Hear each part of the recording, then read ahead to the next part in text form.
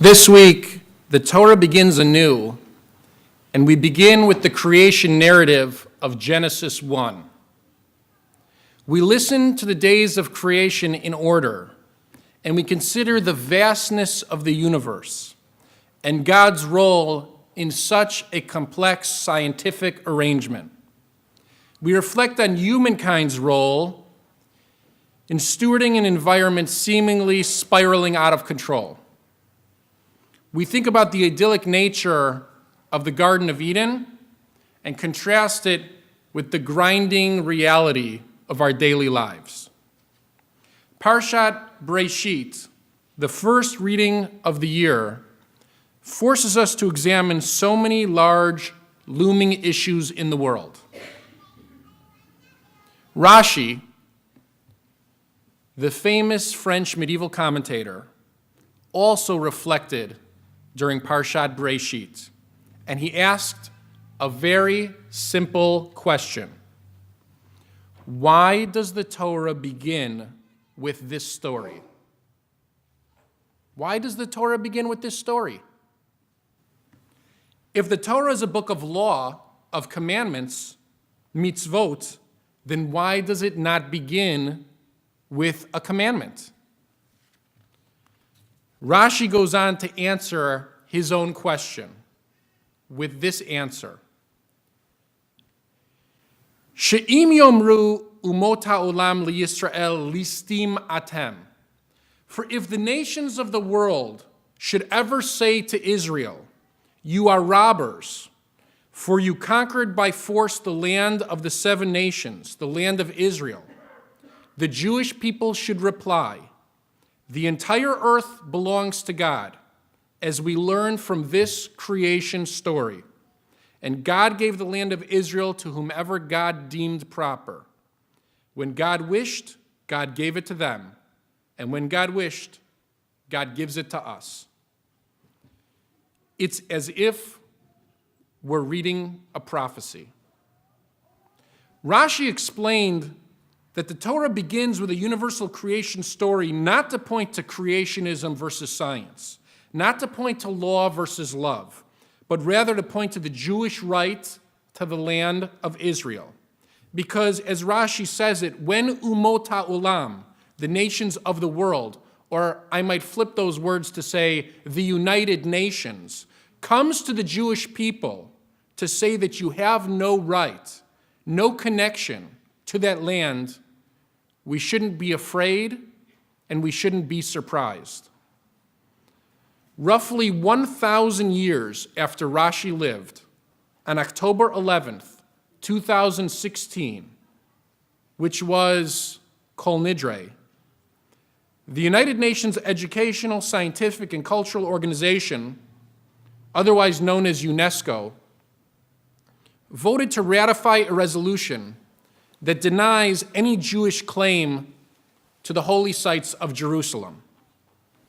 The Western Wall was referred to the Western Wall only within quotations around it to make sure that that would not be mistaken ever for its official name. The LA Times wrote on October 18th in an article titled, Israel Cries Foul Over UNESCO Resolution on Jerusalem's Religious Sites, and I quote, though the decision has little, if any, impact on Jerusalem, it has heated up rhetoric surrounding the city's holy sites at a time when Israeli authorities are already on heightened alert for potential clashes during the Jewish pilgrimage holiday of Sukkot. Tension over the Al-Aqsa Mosque bubbled over during the previous 2 years in a daily wave of Palestinian attacks on Israeli targets. And I would add, those targets were, by and large, civilians. End of quote. You know it's gotten bad when the LA Times is taking Israel's side.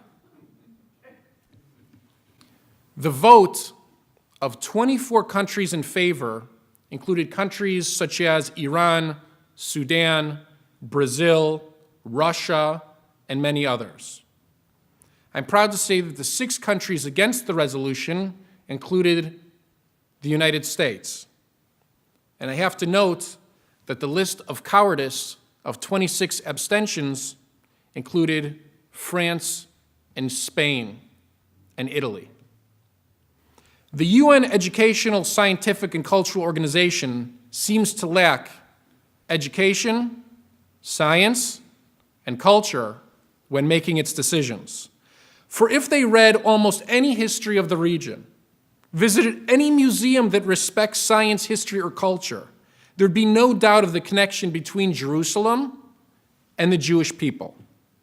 I myself stood in Rome as a teenager and looked at the Arch of Titus that portrays the Roman conquest of the Jewish Holy Temple on the Temple Mount in Jerusalem in the 1st century of the Common Era.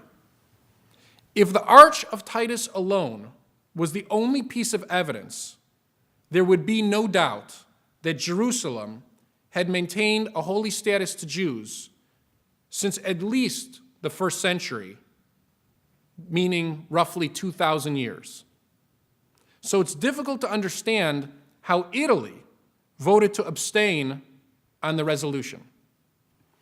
Either the Arch of Titus is not really history at all, as an Italian tour guide presented it to me, in which case perhaps Rome has no connection to the history of the Roman Empire, or the Arch of Titus is really history, and in fact a Jewish menorah was carried out of the Jewish Holy Temple in Jerusalem by the Roman armies in the 1st century of the Common Era.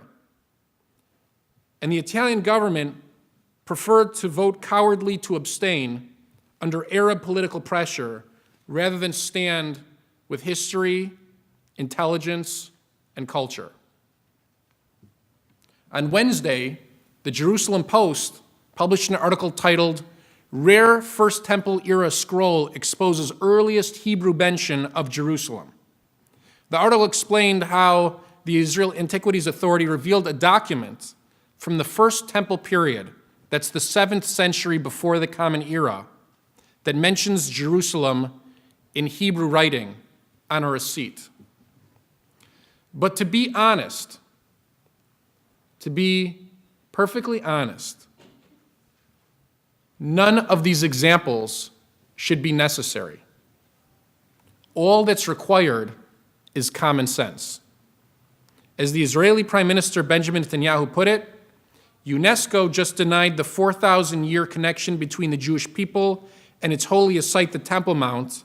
That's just as absurd as denying the connection between the Great Wall of China and China.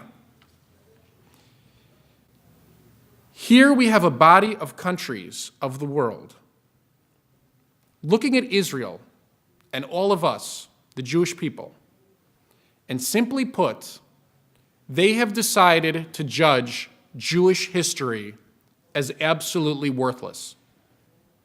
Rashi lived during the Crusades. In that time, the world was dark, and the prospect of Jewish independence seemed highly, highly unlikely. There could not have been a time more difficult to dream about Jewish autonomy in the land of our forefathers, in the land of Israel. And Rashi saw this story, the real meaning of the Bible, as a message to the rest of the world, that the divine will swirls throughout the entire world, but that small, minuscule strip of land, that is connected to our people. How do we know that? We learned it last week on Simchas Torah when we read the Haftorah of chapter 1 of the book of Joshua. The Haftorah chosen for the ending of the Torah and the beginning of the Torah is the beginning of the book of Joshua and the rightful reclaiming of the land of Israel. The reclaiming is the next step in the progression. It's tied to the beginning and the end of the Torah. Meaning to say, many people say that we need to know where we've come from to know where we're going. But in a world that's trying to erase the story of where we've come from, Rashi tells us we have to know where we're going in order to know how it all began. The entire narrative of the Torah points towards our peoplehood, points towards our Zionism, points toward our national homeland. It's the easiest message to glean from the entire Torah. That land means a great deal to us. It always has, and it always will. On Rosh Hashanah, I gave a sermon called 2016 American Anti-Semitism. I encouraged us to stand up for ourselves against a new wave of open and socially acceptable anti-Semitism around America today. And I've been touched by the great feedback. And I've been deeply moved by congregants here at Adat Shalom that have taken action.